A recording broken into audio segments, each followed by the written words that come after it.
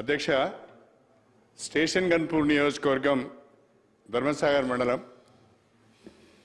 ఎల్కుర్తి గ్రామంలో సైనిక్ స్కూల్ ఏర్పాటు చేయడానికి ప్రభుత్వ పరంగా అనుమతినివ్వడం జరిగింది. అధ్యక్ష, 2016లో నేను అప్పుడు డిప్యూటీ సీఎంగా ఉన్నప్పుడు మనోహర్ పారికర్ అని డిఫెన్స్ మినిస్టర్ గారు ఉండేది. అధ్యక్ష, చనిపోయారు పాపం ఆయన.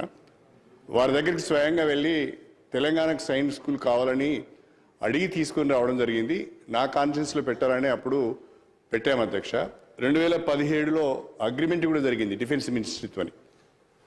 అయితే 49 ఎకరాల 32 గుంటలకు ల్యాండ్ అలీనేషన్ కూడా ప్రపోజల్స్ పంపించాం. అవి CCLA దగ్గర ఉన్నాయి. అధ్యక్ష, నేను ఈ మధ్య ఒక వార్త చూశాను. అధ్యక్ష, స్టేషన్ గన్పూర్కు మంజూరైన సైనిక్ స్కూల్ను తరలించి సికింద్రాబాద్ కంటోన్మెంట్లో ఏర్పాటు చేయాలనే ఒక ఆలోచన ప్రభుత్వం చేస్తున్నట్టుగా తెలిసింది.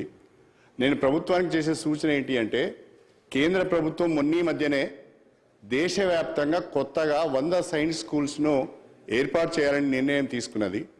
మనం గట్టిగా అడిగితే కొట్లాడితే మనకు కనీసం 3 నుంచి 4 సైనిక్ స్కూల్స్ కొత్తగా వచ్చే అవకాశం ఉన్నది. కాబట్టి స్టేషన్ గన్పూర్ నియోజకవర్గానికి మంజూరైన సైనిక్ స్కూలును యాజ్ ఇట్ ఈజ్గా అక్కడే నిర్మాణం చేయాలని కొత్తగా కేంద్ర ప్రభుత్వం పైన ఒత్తిడి తీసుకువచ్చి మన రాష్ట్రానికి అదనంగా సైనిక్ స్కూల్స్ తెచ్చుకోవాలని చెప్పి నేను రాష్ట్ర ప్రభుత్వానికి సూచన చేస్తున్నా. ఎట్టి పరిస్థితిలో కూడా స్టేషన్ గన్పూర్ నియోజకవర్గం ఎల్కుర్తి గ్రామంలో ఏర్పాటు చేయదలుచుకున్న సైనిక్ స్కూల్ను మాత్రము మార్చవద్దని, తరలించవద్దని, నిర్మాణాలను వెంటనే చేపట్టాలని చెప్పి నేను ఈ సందర్భంగా కోరుతున్నా. ఇంకొక చిన్న ఇష్యూ అధ్యక్ష, మీరు చెప్పిన 3 నిమిషాల లోపే ముగిస్తాను నేను.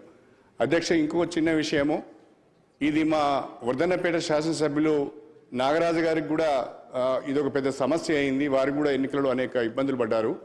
మడికొండ రాంపూర్ మధ్యన, మడికొండ రాంపూర్ ధర్మసాగర్ 3 గ్రామాల మధ్యన ఒక డంపింగ్ యార్డ్ ఉన్నది. అధ్యక్ష, దాదాపు 30 ఎకరాల స్థల విస్తీర్ణంలో ఆ డంపింగ్ యార్డ్ ఉన్నది. దాని షిఫ్టింగ్ కూడా మడిపల్లి జయగిరి మధ్యన ఒక 150 ఎకరాల జాగా ఉంది. అక్కడికి ఆ డంపింగ్ యార్డ్ని షిఫ్ట్ చేయాలని చెప్పాము. ఈ డంపింగ్ యార్డ్ ద్వారా భూగర్భ జలాలు కలుషితమవుతున్నాయి.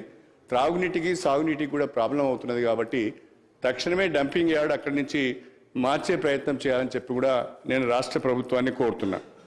చివరిగా అధ్యక్ష, ఇది తెలంగాణ శాసనసభ్యులందరికీ సంబంధించిన విషయం. అధ్యక్ష, మనం అందరం కూడా దీనిపైన ఆలోచించాలని నేను కోరుతున్నా.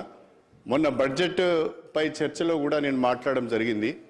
ప్రధానంగా కాకతీయ రాజులు చాలా గొప్ప రాజులు. అధ్యక్ష, మనకు ఎంతో వారసత్వ సంపదనిచ్చారు, కళా సంపదనిచ్చారు. ఆ కాకతీయుల పేరుని ఇప్పటికి కూడా చెప్పుకొని మనం అందరం కూడా బ్రతుకుతున్నాం. బ్రహ్మాండమైన నీటిపారుదల వ్యవస్థను వాళ్ళు ఏర్పాటు చేశారు. కాబట్టి నేను రాష్ట్ర ప్రభుత్వానికి, మా శ్రీధర్ బాబు గారు LA మినిస్టర్ గారు ఉన్నారు, మిగతా మంత్రులు అందరూ కూడా ఉన్నారు, నేను మరీ విజ్ఞప్తి చేస్తున్నా, ఎట్టి పరిస్థితుల్లో కూడా రాష్ట్ర ప్రభుత్వ అధికార చిహ్నం నుండి కాకతీయుల కళా తోరణాన్ని, చార్మినార్ను తొలగించవద్దని చెప్పి మీ ద్వారా ప్రభుత్వానికి విజ్ఞప్తి చేస్తున్నా. అధ్యక్ష, గౌరవ సభ్యులు పెద్దలు కడియం శ్రీహర్ గారు చెప్పినట్టు సైనిక్ స్కూల్ విషయంలో 2017లో శాంక్షన్ అయినట్టు వారు తెలిపారు. అధ్యక్ష, దాన్ని షిఫ్ట్ చేస్తున్నారని చెప్పి వారు చెప్పారు. కొత్త సైన్స్ స్కూల్ వచ్చినప్పుడు కొత్త ఏరియాలో శాంక్షన్ చేపిస్తాం.